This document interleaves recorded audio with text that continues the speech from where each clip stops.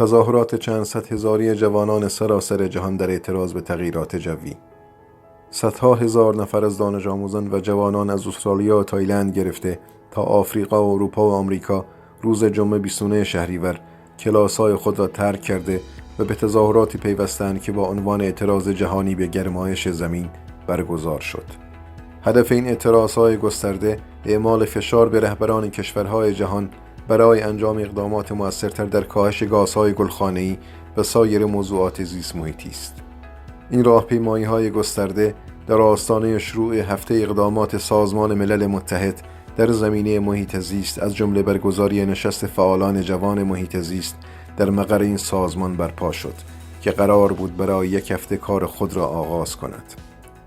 به گفته سازمان دهندگان این حرکت بین المللی در طول روز جمعه در 156 کشور جهان راهپیمایی‌های مشابهی برگزار شده است. چهره شناخته شده موج جدید اعتراضات دانش آموزان به گرمایش زمین، گرتا تونبرگ، دانش آموز 16 ساله سوئدی است که چندی پیش با یک قایق بادبانی که با سوخت خورشیدی حرکت می‌کرد برای شرکت در جلسات سازمان ملل متحد در مورد محیط زیست از سوئد به نیویورک آمد.